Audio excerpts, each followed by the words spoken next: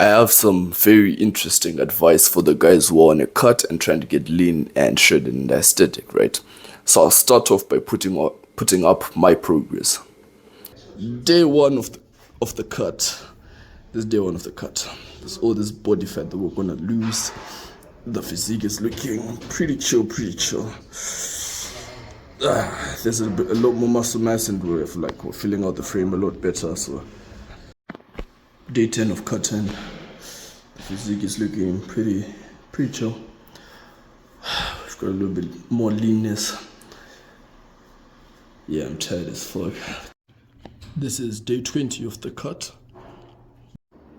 This is day 30 of the cut. Getting leaner. I don't know, feeling tired as fuck always. But the physique is coming in nicely. Day 40 of the cut. This is the physique after 40 days of cutting. Day 50 of the cut. Day 60 of the cut. This is the physique after 60 days of cutting. Day 70 of the cut. This is the current physique after 70 days of cutting.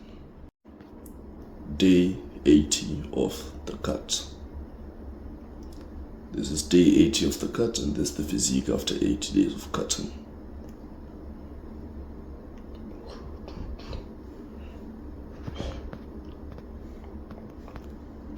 Now that that's out of the way, the first piece of advice that I want to give you if you're cutting is prioritize carbs. Prioritize carbs over everything, including protein. Think about your protein intake. For example, I'll give you mine. My protein intake, I'm 80 something pounds, so my protein intake should be around 140 to 180 grams of protein a day. You want to have the lower end of that. Think about having about 140 to 120 grams of protein a day.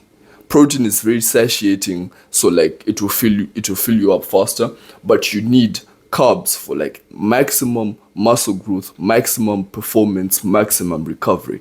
During the cut, one of the biggest problems that I had was fatigue. I would go to the gym 6 times a week or 7 times a week. I would get tired, fatigued. I would be sluggish as fuck. I can't lift. It's difficult for me to get through workouts, right? That was one of the biggest problems I had. If you look through the progress, the clips that I put up, if you look around day 10, around day 20 or something, right? You can see in day 10 or 20, I had zero energy even when recording that video, right? That was one of the biggest problems I faced. Basically, no energy, no recovery, fatigue throughout. I wasn't even getting any decent amount of recovery with the muscles. I would train a muscle today, 3 or 4 days later when I have to train it again, it's not even recovered. It just feels like my lifts are going down and down. I'm doing less and less reps, less and less sets. My weight is barely moving. I wasn't making any progress on the cut when I started, right? And to fix all these problems, all I had to do was change my diet. I've made an entire video about the exact diet. It's called the Carb Maxing Diet. And if you just scroll down a few videos from this, you'll find on this channel, I made a video talking about the exact diet, the exact type of carbs you should take, the exact times you should take the carbs. But to sum it up in a nutshell, basically, you need to just maximize your carb intake throughout the day. Take I think the number is 400 grams or something 400 grams of carbs in one day. Just take a fuck ton of carbs before you lift, after you lifts, in between, whatever. Take a fuck ton of carbs, and this will really help you with just overall energy levels, recovery, muscle growth, fatigue. All these problems you have are fixed by just having a fuck ton of carbs throughout the day, right? That's the first big tip that I had for you in terms of the cut. The second big tip that I had is you don't need to do an excessive amount of cardio, right? This was also another big problem for me, because when I stopped seeing results, when I stopped seeing my weight go down on the scale, when I stopped looking leaner, I just stacked on cardio, literally just stacked on a fuck ton of cardio, to the point where I would go to the gym. Literally, imagine this. I would go to the gym. I've finished my workout, right? I've done my weightlifting session. Now I'm doing the cardio session. I step onto the treadmill and I do like 10-15 minutes. I've been going for 10-15 minutes. I get like hazy as fuck, right? Like I start getting hazy. I start swaying left and right because I'm just tired and fatigued, right? From all the excessive cardio I've been doing for the past few months, right? I start getting hazy. Sweat is just dripping off my face. I'm just tired as fuck, right? I've been doing cardio non-stop, no rest days. My fucking feet start bleeding, right? Like I had done cardio to the point where I would have bleeding feet, right? That's how excessive my cardio was, right? So I was doing a fuck ton of cardio, right? And it turns out, as long as you do like, let's say the number is 30 to 40 minutes of cardio per day, it's good enough. You don't need to do like hours of cardio, right?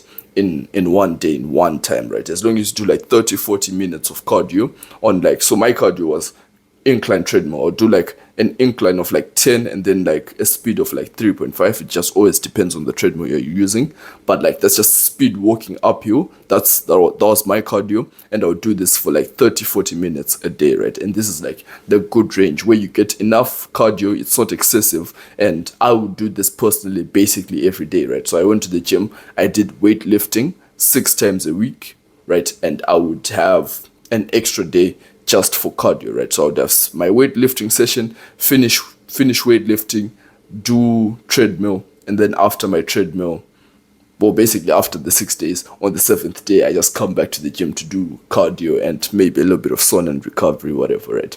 That's the second big tip. Don't do like an excessive amount of cardio, right? If you're doing 30-40 minutes, that's a good range. You don't need to do hours of it like I was doing, because the excessive cardio won't really add on that much. It will actually do you less good, because now you're just getting too much fatigue and muscle pain and whatever, right? So like now it just has a negative effect overall, right? So that's the second big tip that I had for you. The third big tip that I had for you is that this one is absolutely vital. When you're on your cut, one of the most important things that you have is supplements, right? Supplements are so crucial when you're on a cut that I can't even emphasize it enough. When I was telling you that you need to have a minimum, you need to just hit your minimum protein intake. One of the easiest ways to do this is just take like protein powder or some shit. Take protein powder, have like a bit of protein in like across your meals to just hit that like 120 mark. It's a lot easier to hit the 120 mark with like protein powder or something, and then you just have like the rest of your calories to fill out with carbs, than it is for you to start thinking about like how many chicken breasts is it, and then whatever. And because protein is so satiating, when you start having like chicken breasts and whatever to try and fill out your protein, you end up just having not enough carbs, because now you're just full, so you don't have enough carbs, right? So it's like, it's so important that you have supplements, right? So the supplements that you need: creatine, protein powder, pre-workout. These ones are non-negotiable. Go buy like whichever one you don't have right now. I'm going to take an assumption and say, like, if you're a normal human being and not a menace to society, you have some protein powder in your house. If you don't have protein powder, you must be a menace to society at this point, because what the fuck are you doing if you don't have protein powder, right? So go buy whichever one you don't have. Creatine is an important one. Let me tell you like exactly how creatine works. Creatine works like a streak, right? So if you've played like a game like Call of Duty, right? If you've played a game, when you kill like what can I say? Like when you kill like 3 guys without dying, right? The game gives you an upgrade, right? So it gives you like a device that allows you to see the people, like allows you to see your enemies on the corner of your map, right, without them seeing where you are. That way you can just like go and kill more people, right? You can just like surprise attack them, right? And when you kill more and more people, the game gives you more upgrades. So let's say you've killed like 7 people without dying, right? The game gives you a better gun that kills people more efficiently. You kill like 10 people, the game gives you like armor or some shit, right?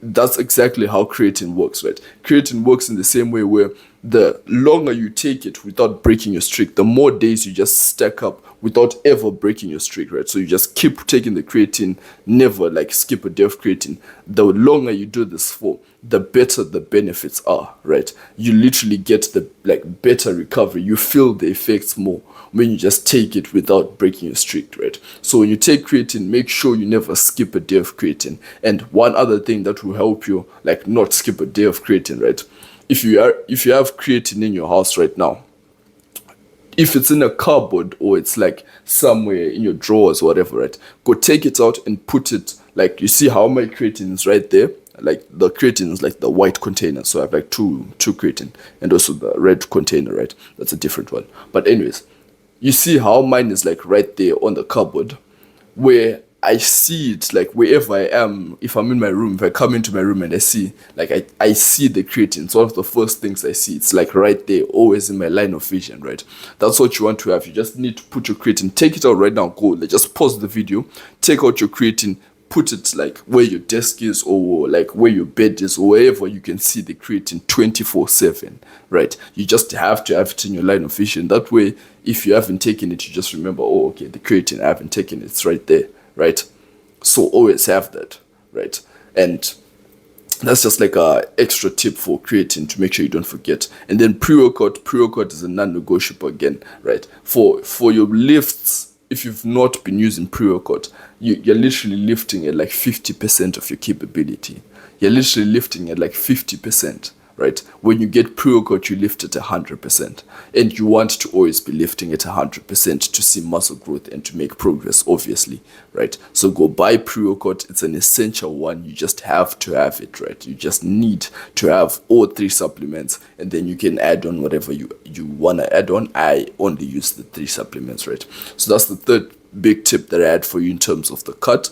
These are like the three tips that I had for you from just the top of my head. I was thinking about my cut right now, and these are just the three tips I had for you from the top of my head. So that's the video for today. Like the video and subscribe to the YouTube channel.